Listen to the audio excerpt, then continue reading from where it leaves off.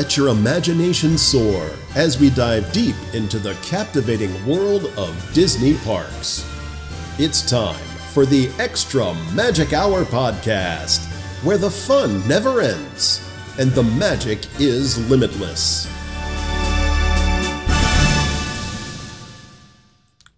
Hey, welcome. Hello. To the Welcome Extra back. Magic Show. Yeah. We are continuing our journey, or our history lesson. The giant history lesson of Disney. This week we're talking about, Food and Wine is here since it started in August. Yeah. Here and still here. Yeah. I thought I'd talk Possibly about... leaving. Yeah, maybe. Someday. I thought I'd talk about the history of Epcot Food and Wine Festival. And, the ins, the outs, how it all began, what's been the evolution, how to go from one thing to another thing, what's missing. There's lots of things missing. Why COVID crushed its heart and stomped on it. For a while. Yeah. Then we're going to end with some facts and figures. So, Food and Wine Festival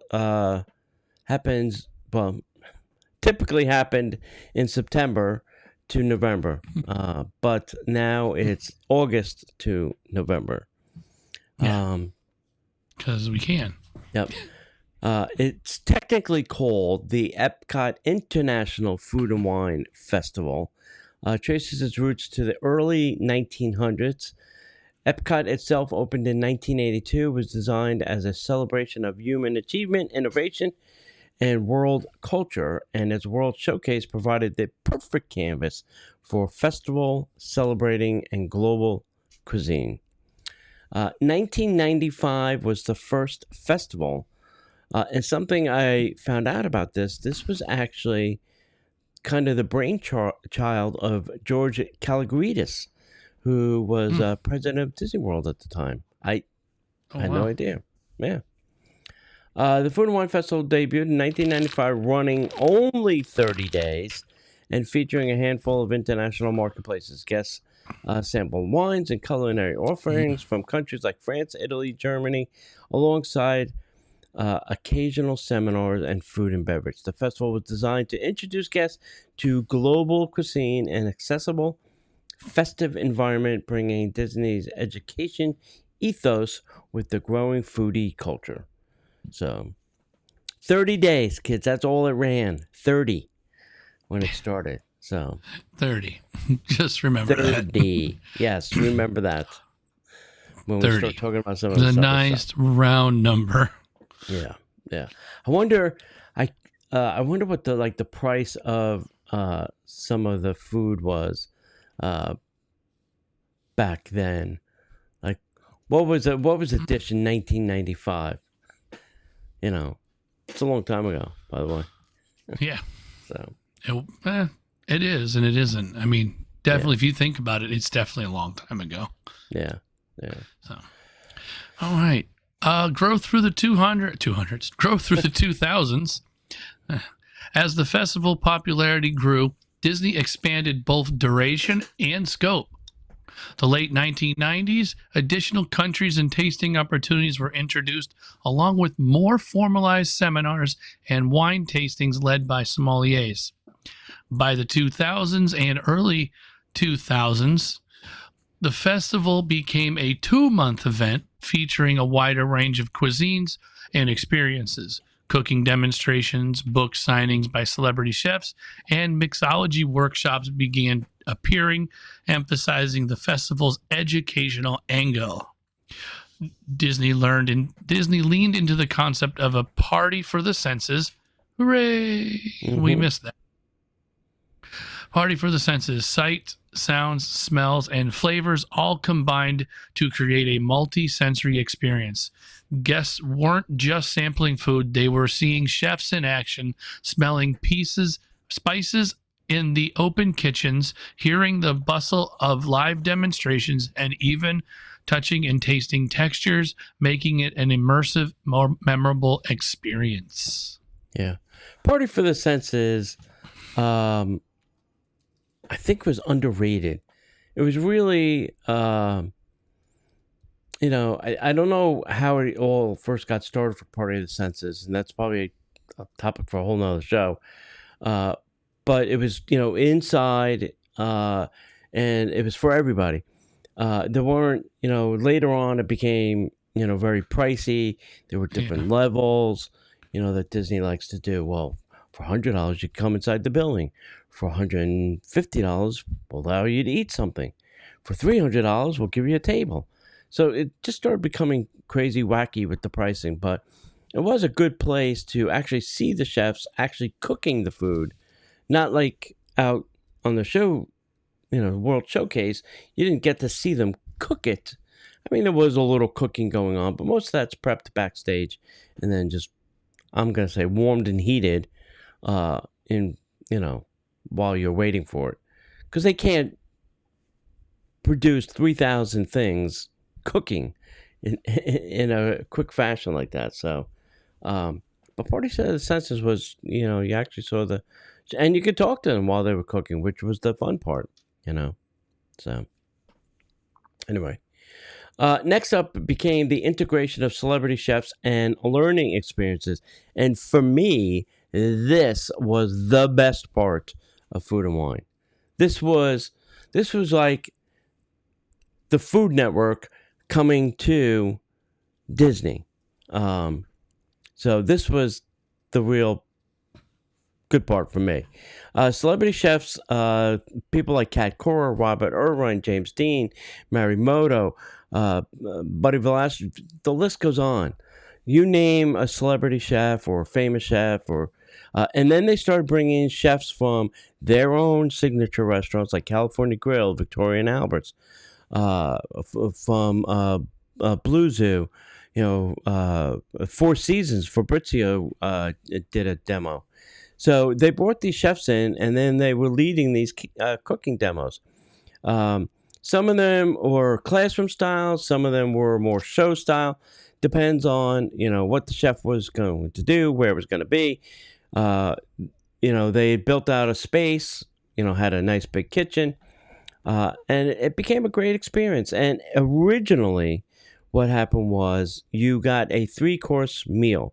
It was an appetizer, an entree, and a dessert. And that's what the chef would cook. So Robert Irvine would come out, and he would cook his appetizer, and then you would get that appetizer, and you would get to try that appetizer. Then he would start cooking his entree, and as he's cooking his entree, you then got fed that entree, so you can taste it while he's cooking it, and then ask questions about it.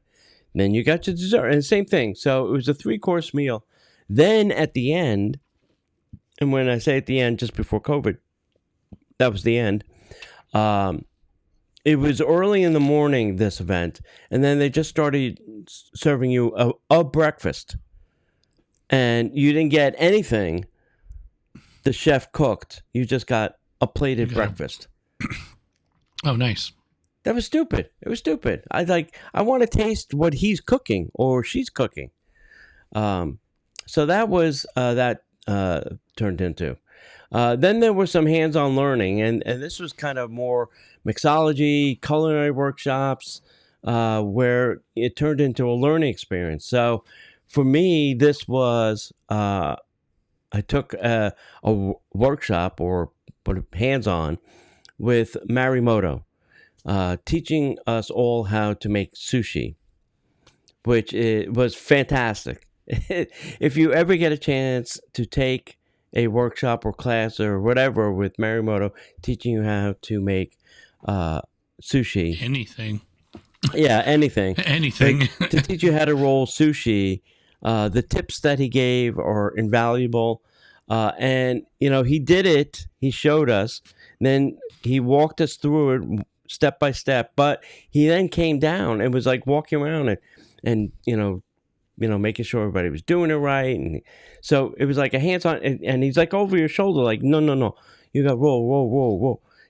So I was like, oh, dude, this is fantastic. So that was a lot of experience too, where they turned it into almost a classroom and culinary workshops. Then there were like seminars. You would get, I don't know, some wine company, and the sommelier and the owners of the place would come, and they would, what kind of grapes, what kind of dirt do they use, where, how much sunlight, blah blah blah, and they would tell you everything you need to know about the grape and their process of how it went from the vine to the bottle, and then allow you to taste different things. I went to a couple of those. They were interesting because I learned things about wine I didn't know. And I'm not going to say I'm a sommelier, but at least I learned a couple things about wine. I found a couple wines I liked, so that was good. So that's, really where the edutainment came in on the Food and Wine Festival. So, right, next up. Well, as we continue, Disney has added entertainment. Eat into the Beat. 2005, the birth of Eat into the Beat started. Disney launched the Eat into the Beat concert series in the American Gardens Theater. Guests would enjoy bites from global marketplaces while catching live performances by popular artists such as Smash Mouth, Boyz II Men, and Boy George, and always now the oh-so-popular Joey Fatone. Mm-hmm. Eat into the Beat exemplified the festival's party of the senses approach, merging culinary delights with auditory pleasure, enhancing the festival's celebratory atmosphere. Yeah, I feel as you all know. Yeah, I feel like the Eat to the Beat from the all right. So Festival of the Arts always has Disney on Broadway. Yep, that's easy. Yes, you should go because you get to see these Broadway singers for free with the price of an admission. So it's really not free, but it's free. And then Flower and Garden, I don't know. I feel like the Eat to the Beat is more rock music-ish people. And then like Flower is like 60s, 50s and 60s music, But I just I was at this event on Saturday here where I live in the Villages, and there was this band. It was called Blonde Ambition, and it was, let me see, 1, 2, 3, 4, 5, 6, 7, 8. No, it was a 9-piece band. Okay, and they play music what they call DJ style.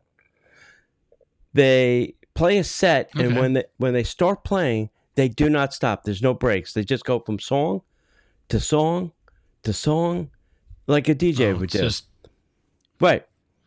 But it's just fluid. Yeah. So there's another version of this band that they call themselves, and it's called Latin Ambition, and they are playing at Eat to the Beat this year, where they do all Latin music. So I was like, oh, holy Christmas. They're playing in Epcot. So that was very interesting. But I like Eat to the Beat. And if you don't go, you're like, oh, I don't want to. I would say go, because you can get, you can see Smash Mouth literally for free. It's, and you can see them do 3 sets. Like I've said before, Night Ranger did 3 different sets. They did their hits in one, they did an acoustic version of another, and then they did stuff off an album they were releasing. Some will do the same thing all 3 times. Find something. Yeah. And then others change it all up, Yep. So, who have you seen there that you like? Really like? They have the food package too. Yeah. Which actually helps. Yeah. Who did you see there that you thoroughly enjoyed? It was like, oh, that was free. Oh, I've seen a lot. I couldn't tell you all off my head. So honestly, it benefits anything. I mean, the lineup they have is star-studded usually. Yeah. You can find something you want during. So. Yeah. Yeah. So, To go towards the end of this one too. I think there's a group I wanted to see, unless I missed it, but I'll try. right. So Right. All right, so let's talk about expansion and the modern era. So by 2010, the festival had become a full staple at Disney World, expanding in multiple dimensions. Marketplaces grew to 30 plus marketplaces offering unique food and beverage pairings, celebrity and learning experiences. Chefs and experts led seminars, tastings, hands on, reinforcing the festival's education culinary destination.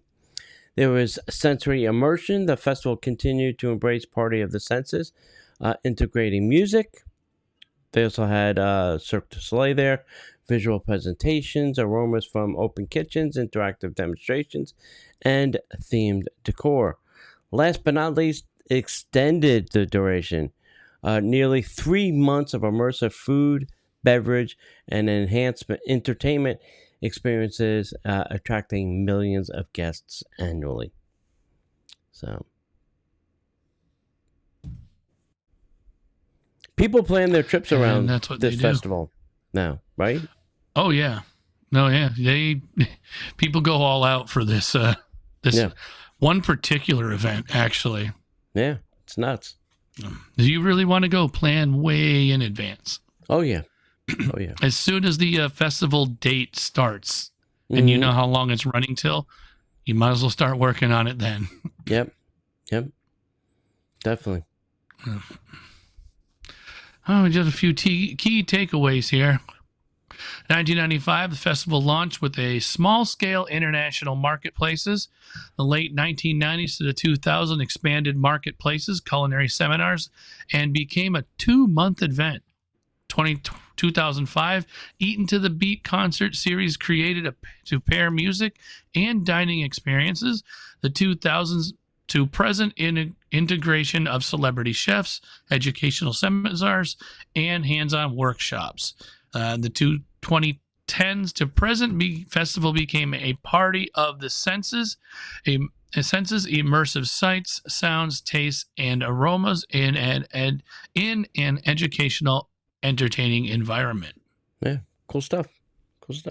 Yeah. Let's talk about some facts and figures here. So, 1995, the festival drew about 400,000 guests. Today, the attendance exceeds 1.5 million visitors over the 3-month period. That's right. I said 1.5 million people come to this festival. That was in 95. Yeah, probably. The festival started with only a handful of marketplaces. Now we have over 30. Guests can sample foods in small plate portions. The concert series has hosted over 1,000 performances since 2005, featuring legendary act. Well, we said the acts. Doesn't matter. Let's see. Over the years, more than 50 celebrity chefs have participated in the culinary demos, doing special dinners, things like that. Wolfgang Puck, I saw him. That was a good one. The festival serves more than 500 different beverages, including wines, beers, cocktails, and non-alcoholic drinks. I like to be in that trailer, dishing out the liquor. I'm sure they got a trailer parked back there that has all the liquor in it. Puppy guard. The first festival lasted 30 days. Now it runs 87 days. That's right. I said 87. Wine and beer and mixology seminars have served tens of thousands of guests. Let's see. Some festival dishes are so popular they sell thousands of portions per day, like the famous cheeseburger spring roll or the loaded mac and cheese with truffle oil from past festivals. Thousands of portions a day. Think of the food prep that has to go into doing that every day. You know there's a third shift that's doing food prep for the next day. Getting all this stuff portioned out, ready to go, cooked or pre-cooked or, all ready to be done on stage. So it's pretty cool. Pretty good. I have a lot of good memories. I used to go to not all. I take that back.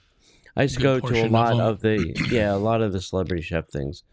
Me and a friend, Rick, we used to, when they dropped the list, he would pick a handful and I would pick a handful, and we would go.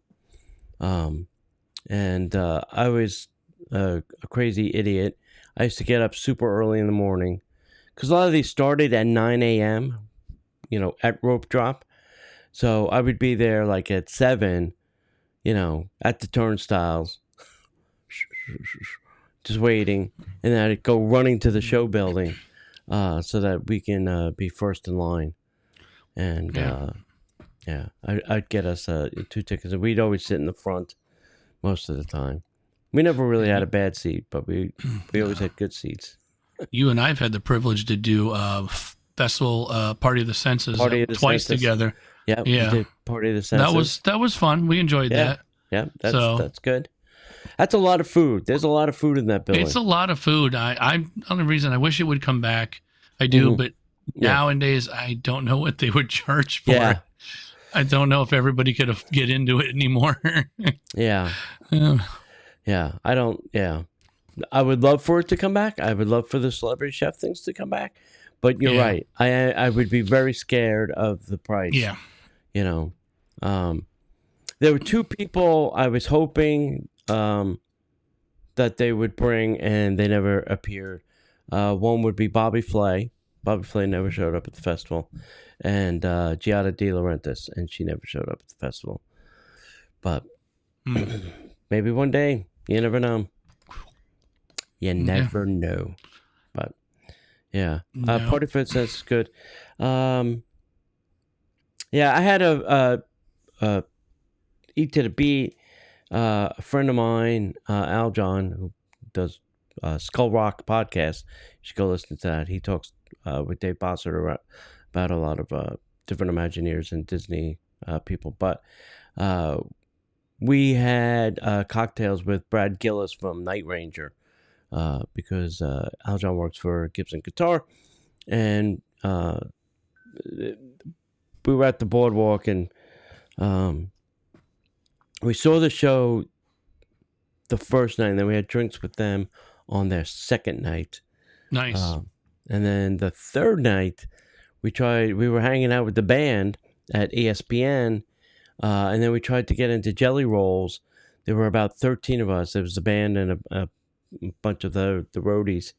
And the road manager went into Jelly Rolls and was talking to the manager there and said, hey, do you have a space for 13 people? It's the band Night Ranger and some of their family and friends. And Jelly Rolls said, no, we don't want you in here because they'd be distracting to the 2 piano players. So we were told to get the hell out. Well, well. Take my money somewhere else. Goodbye. Well, we were going to, but at that point, all the Disney bars had closed. Jelly Rolls was the only thing open. Was the only one left. Great. So those are my food and wine festival stories. I have more, but I'll save them for another show. There you go. All right, Mr. James, you got anything else? I actually do, after doing a little bit of looking up. Currently, Disney does over 2 million guests annually, and that is an approximation because obviously we're not going to get a full number. Right. And the price compared to what it is now, back in 1996, the admission was $42, and the food were priced anywhere from $1 to $3 a plate.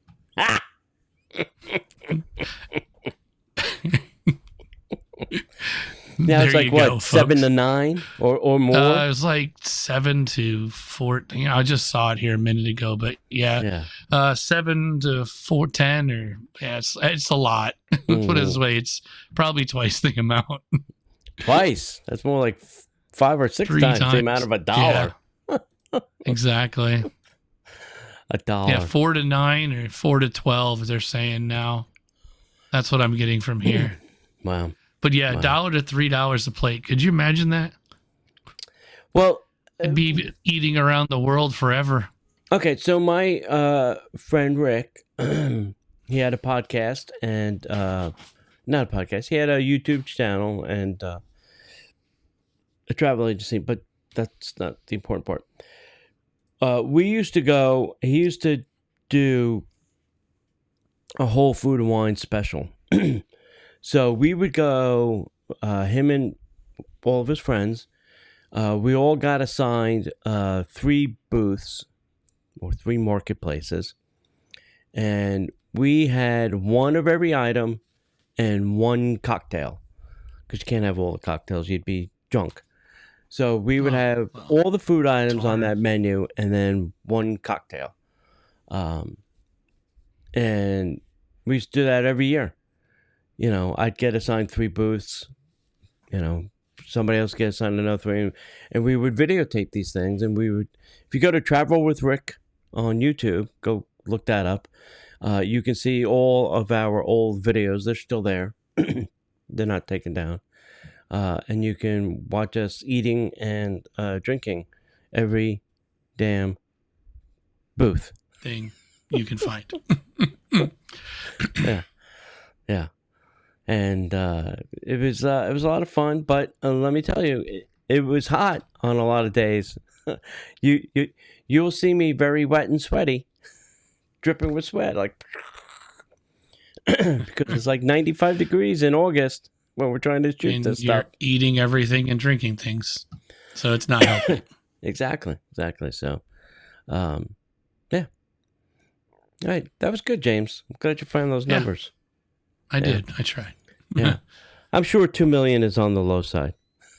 I would have to say, as I said, it's not a disclosed number that you get. But considering in 95, the attendance, today the attendance exceeds over 1.5.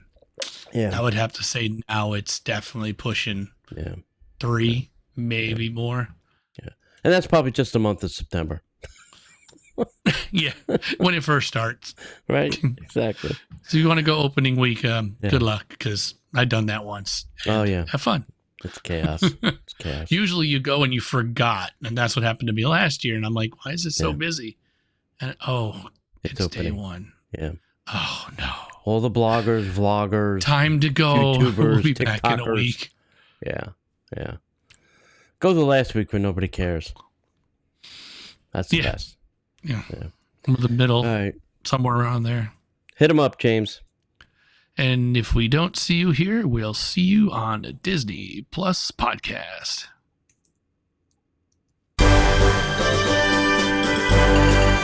The Extra Magic Hour podcast is not affiliated with the Walt Disney Company. All Disney parks, attractions, lands, shows, event names, etc. are registered trademarks of the Walt Disney Company.